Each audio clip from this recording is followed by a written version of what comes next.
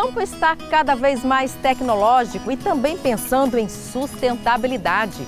Na segunda reportagem da série Agrotecnológico, nós vamos mostrar como está chegando a energia solar para o homem e a mulher do campo.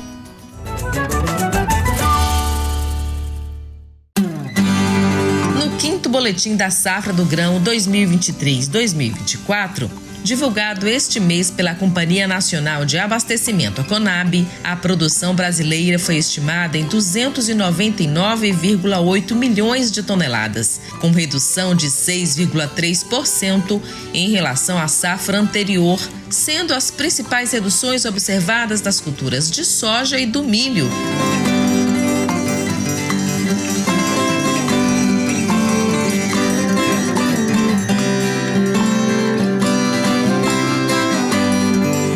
A análise da CONAB ressalta que as adversidades climáticas, responsáveis por incertezas e prejuízos à tomada de decisão dos produtores, tornaram a safra verão uma das mais desafiadoras em se tratando de estimativa de área, produtividade e produção. Isso porque condições climáticas instáveis, com chuvas irregulares e altas temperaturas na região central, juntamente com precipitações abundantes no sul, causaram e ainda estão causando atrasos no plantio, impactos no vigor das sementes, abortos florais, tombamentos de plantas e baixo desenvolvimento das lavouras, além de antecipar ciclos fenológicos e ocasionar replantio.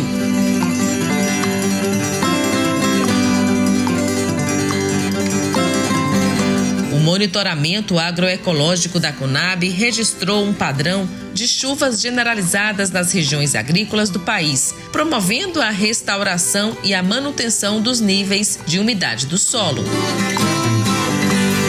Na lavoura do milho, forte aqui em Sergipe, a estimativa da safra do milho verão 2023-2024 em janeiro foi de 117,6 milhões de toneladas, com uma redução de 10,9%, o que representa 14,3 milhões de toneladas a menos em relação à previsão anterior.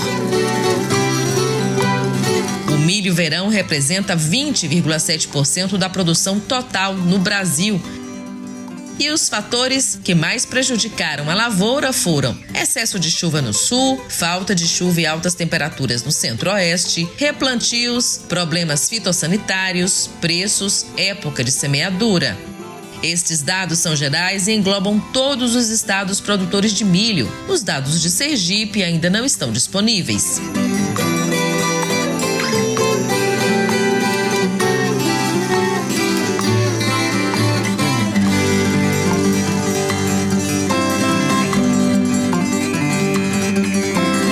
O governo do estado deu início à distribuição do primeiro lote de borbulhas de laranja. O governo de Sergipe começou em Boquim a distribuição do primeiro lote de 10 mil borbulhas de laranja para os pequenos viveristas da região citrícola do estado. A ação é parte integrante do programa Citricultura Sustentável e, ao todo, cerca de 400 mil borbulhas serão distribuídas para 25 pequenos viveristas neste ano, impulsionando o setor citrícola local e promovendo o desenvolvimento econômico da região. O fornecimento quer incentivar a manutenção e a expansão da produção de mudas citrícolas na região, sendo possível graças à recente reforma e instalação de novas plantas nas borbulheiras existentes. Os primeiros frutos já estão sendo colhidos, indicando o sucesso do projeto. Pelo programa, o governo vai subsidiar por um valor diferenciado as borbulhas produzidas pela Indagro em Boquim.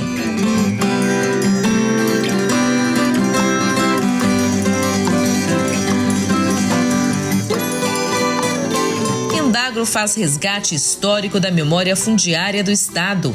Mais de 15 mil processos históricos das existentes Emater Sergipe, Fundase, e SUDAP estão sendo escaneados e preservados em ambiente virtual. Resgatar a memória fundiária do estado de Sergipe, esse tem sido o propósito da Empresa de Desenvolvimento Agropecuário do estado em empreender um importante trabalho de digitalização de documentos que remontam a existentes em Mater, que é a Empresa de Assistência Técnica e Extensão Rural de Sergipe, a Fundase, que é a Fundação de Assuntos Fundiários de Sergipe, a SUDAP e a Coidro.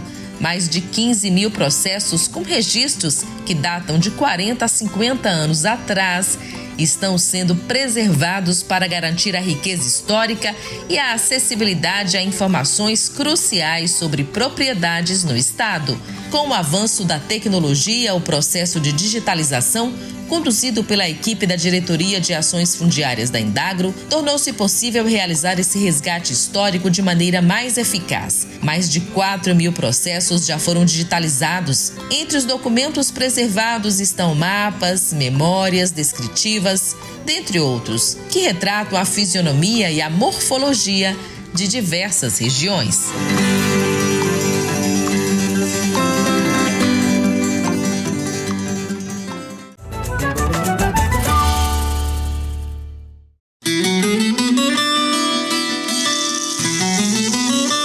A introdução da energia solar no campo é uma das principais inovações do setor agrícola brasileiro e a cada ano é maior a adesão por esse tipo de energia. De acordo com a Associação Brasileira de Energia Solar Fotovoltaica, a capacidade instalada de geração distribuída no campo cresceu 1,3 mil vezes nos últimos 5 anos e a tendência é de crescimento, já que a energia solar é uma boa alternativa para driblar o aumento de custos da energia elétrica no país, resultado da crise hídrica. A energia solar é gerada a partir da luz e do calor do sol. Considerada uma fonte de energia alternativa, a energia solar é renovável, limpa e sustentável. Além disso, ela pode ser aproveitada de duas formas: a energia solar térmica e a energia solar fotovoltaica. A engenheira eletricista Ingrid Alves conhece bem do sistema e vai explicar pra gente tudo sobre energia solar. O agro hoje está muito tecnológico, né? Essa coisa do agro muito camponês, muito subsistência, né? Já é passado. Então hoje investimentos como a energia solar, né, que é um mercado com excelente potencial, né, no Brasil de modo geral, faz com que os empresários, né, aumentem a sua produtividade e, consequentemente, a competitividade em termos de valor e também de volume daquilo que se oferta em termos de produto. Imagine você não se preocupar mais com a energia em sua fazenda, ser totalmente autônomo e ainda lucrar com a energia gerada pelo sol. Você se beneficia não apenas se a sua energia solar for conectada à rede elétrica. Só o fato de ter um sistema de geração de energia limpa, renovável e sustentável já é algo de grande valor para melhorar o sistema produtivo da sua fazenda e proporcionar a você, a sua família, uma maior qualidade de vida. O investimento em energia solar proporciona uma redução de até 95% na conta de energia, ou seja, dá um gás, né, para o empreendedor que já vive ali no sufoco, e esse valor ele pode ser inclusive reinvestido no seu próprio negócio e assim, né, poder aumentar o seu potencial produtivo. Na irrigação, a principal vantagem da energia solar no campo é na geração de energia para bombeamento no sistema. O benefício disso é que com a irrigação há maiores chances de aumento na produção da sua lavoura. Além disso, os riscos relacionados à falta de chuva também diminuem. A energia solar traz autonomia de energia, porque pequenas e grandes propriedades podem se beneficiar da geração da produção de energia, uma vez que isso traz autonomia e assim não é preciso depender de empresas operadoras para ter energia elétrica em sua propriedade. Com isso, você não precisa se preocupar com eventuais quedas da rede elétrica, já que as baterias armazenam a energia gerada a partir do sol. O tipo de sistema, esse daqui, por exemplo, é o on-grid, é o sistema conectado à rede. Então, o empresário faz o investimento, né, na energia solar, instalamos o sistema, ele é conectado à rede, vai produzir energia suficiente para suprir a necessidade, né, do local, da localidade, e também gerar um excedente que será convertido em créditos, e esses créditos eles podem ser utilizados para o seu próprio consumo em outros horários, como à noite, por exemplo, bem como utilizar em outros empreendimentos, né? Uma residência, digamos que a pessoa tem, tanto pessoa física como pessoa jurídica, né? A pessoa tem uma chácara, tem uma fazenda e um apartamento, né? Pode fazer a instalação na fazenda, por exemplo, e aí beneficiar tanto a residência como também o apartamento na modalidade de usina remota. E o custo para a implementação? Nós estamos num cenário extremamente viável para um investimento, né? Houve uma redução significativa do valor dos equipamentos e isso fez com que ficasse mais acessível, né? Para que outras pessoas pudessem também acessar a tecnologia. O tempo de retorno do investimento, o payback que a gente chama, está em torno de 2 a 3 anos. Né? Há 2 anos atrás, o payback médio era em torno de 5 anos. Então, houve uma redução no valor dos equipamentos. Isso fez com que a tecnologia ficasse mais acessível, né, para outras pessoas que têm interesse em investir. E esse tempo de retorno curto, né, faz com que também o investimento ele seja mais viável e mais bem visto aos olhos das pessoas. Né? Apesar de 2 anos passar assim, 5 anos, a pessoa já... Não, é muito tempo. Mas em 2 anos, atualmente, já é possível ter o retorno do investimento.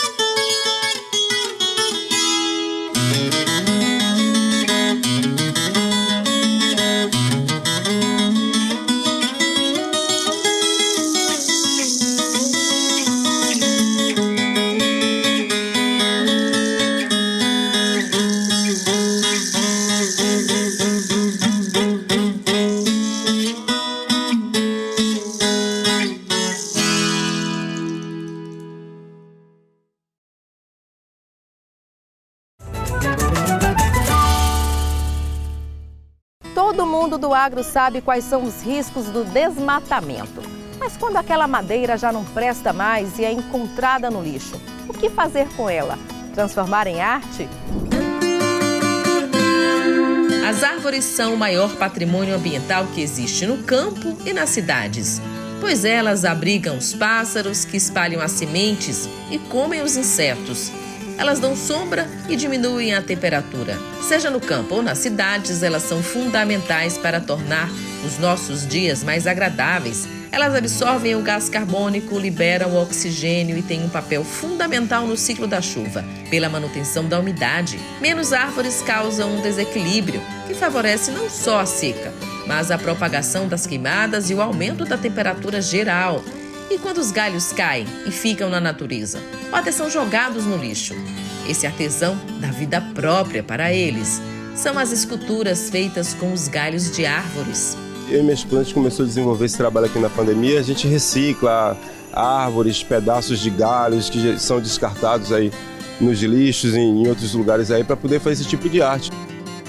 O processo de criação começa com algumas linhas de esboço no papel. Após a primeira etapa, é finalizado o esboço do desenho, o artista monta a escultura com a ajuda de alguns utensílios, dando-lhes forma final. Nossa linha de trabalho é mais com luminárias, suportes decorativos, né? E é todo esse trabalho aqui que a gente faz. Em reaproveitamento, reciclando, que a gente trabalha também com algumas coisas de garrafa PET, né? A gente trabalha com ligas, com barbantes, essas coisas aí. Muitas coisas que a gente acha no lixo assim interessante, que é lixo, mas que termina virando luxo. As esculturas são de todos os tamanhos, das pequenas às maiores.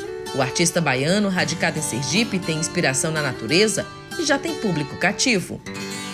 Essa questão aqui foi meio que sem querer, porque no período da pandemia ninguém podia sair de casa e aí de repente a gente começou a desenvolver essas coisas assim. Minha filha me deu um tronco enxertado com a planta e a planta morreu e ficou aquele valor sentimental ali na madeira, ali perdido. Digo, vou fazer alguma coisa e de repente eu comecei a colocar uns cocos parafusado com planta só para decorar a casa e as pessoas começaram a admirar aquele trabalho e começou a surgir essa ideia de colocar uma lâmpada, que minha mulher me deu a ideia de colocar uma lâmpada na madeira para ver se dava certo, ficava bonito. E ficou legal e a admiração das pessoas e de repente a gente começou meio que sem querer comercializar nesse trabalho e a coisa está tomando uma expansão, né? As figuras têm poses em que parecem ganhar vida. Passam uma sensação de movimento por conta do posicionamento dos galhos e da organicidade do conjunto da obra. É incrível!